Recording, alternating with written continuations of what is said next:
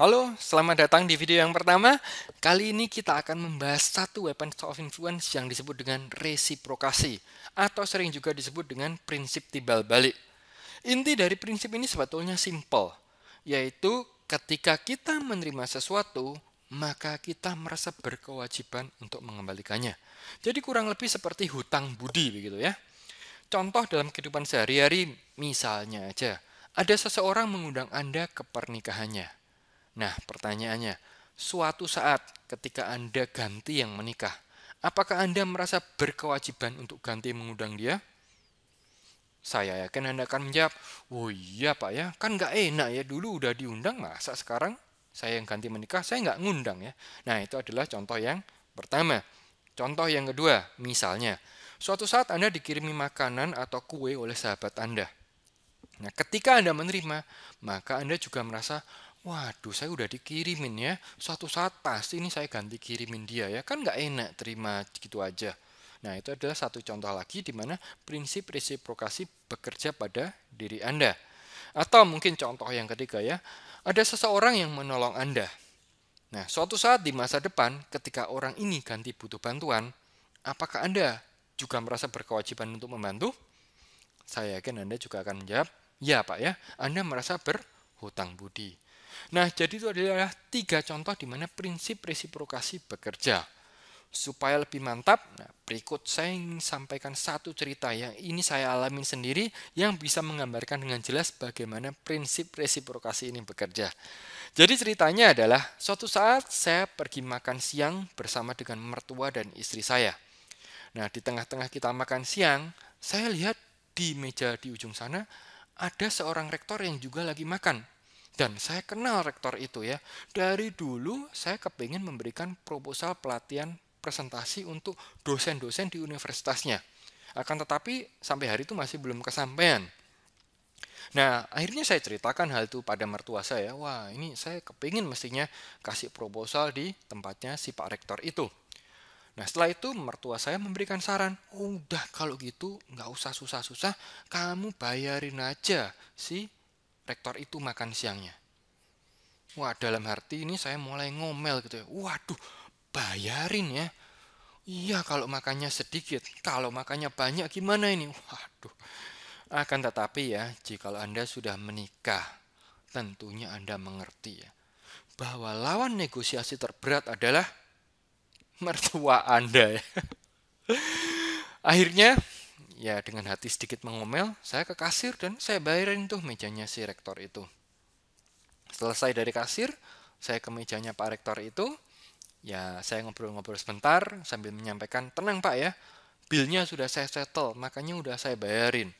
Akan tetapi tampaknya dia tidak mengerti apa yang saya maksudkan gitu ya. Jadi akhirnya saya kembali ke meja lambah dengan jengkel lagi ya. Wah ini saya sudah bayarin, udah gitu yang dibayarin nggak ngerti lagi ya. Akhirnya selesai, saya pun kembali ke tempat parkir mobil.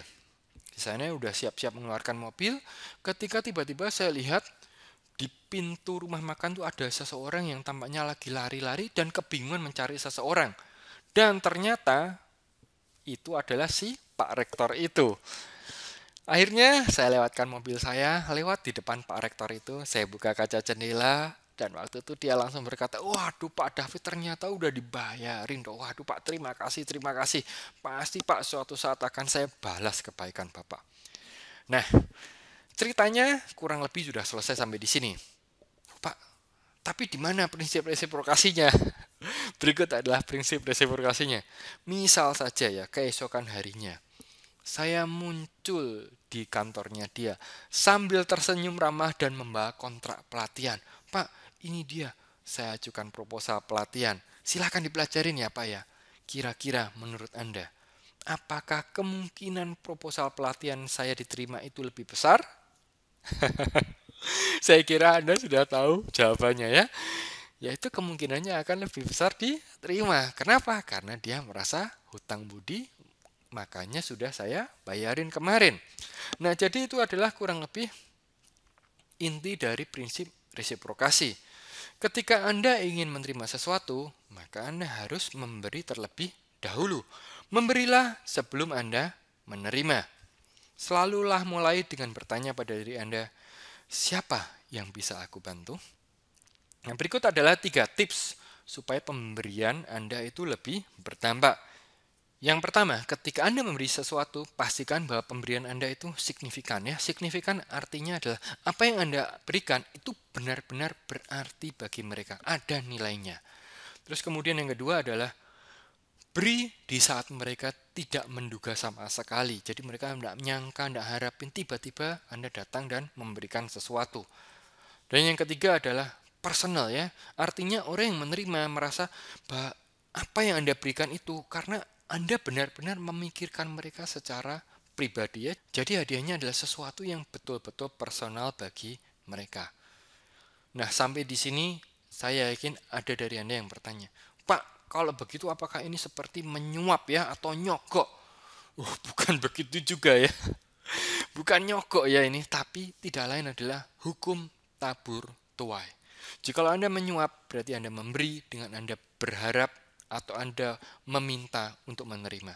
Akan tetapi hukum tabur tuai berkata, ketika Anda memberi, memberilah tanpa pernah mengharap orang lain akan membalas kebaikan Anda. Orang mengetahui bahwa ketika Anda memberi, Anda benar-benar memberi dengan tulus. Bukan Anda memberi karena ingin menerima sesuatu. Jika orang lain mengerti bahwa Anda memberi dengan berharap untuk menerima sesuatu, maka prinsip ini tidak akan berjalan. Ya, sebagai contoh ya, yang saya lakukan di blog saya. Di blog saya banyak berbagi artikel-artikel yang Anda bisa akses secara free. Bahkan di sini saya juga berikan Awesome Presenter Pack, yaitu adalah satu seri pembelajaran presentasi. Nah, ini juga saya berikan secara gratis kepada orang supaya mereka bisa belajar. Dan ketika saya memberi ini, memang ada tujuan marketing yang saya lakukan. Harapan saya adalah mereka lebih mengenal saya, mereka bisa berinteraksi dengan saya sehingga suatu waktu mereka akhirnya merasa, "Pak, rasanya saya ingin belajar lebih lanjut deh ya, saya akan berinvestasi di produk-produk yang Bapak buat." Nah, itu adalah strategi marketing yang saya jalankan.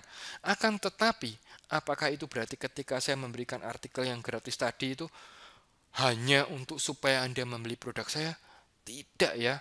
Silahkan yang artikel gratis itu Anda pelajarin betul-betul, itu saya benar-benar memberi. Bukan lantas ketika, Anda tidak beli produk saya ya, berarti udah setelah ini nggak saya kirimin lagi. Nggak juga ya.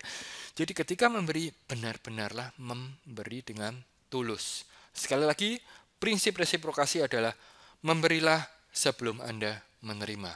Dan ketika memberi, memberilah dengan tulus tanpa pernah mengharap bahwa suatu saat akan Anda menerima balik. Ya, jadi itu adalah prinsip resiprokasi.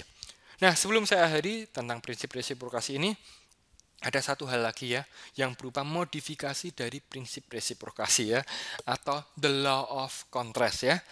Ini adalah satu cara di mana kita bisa membuat orang yakin mengiyakan permintaan kita tanpa perlu memberi.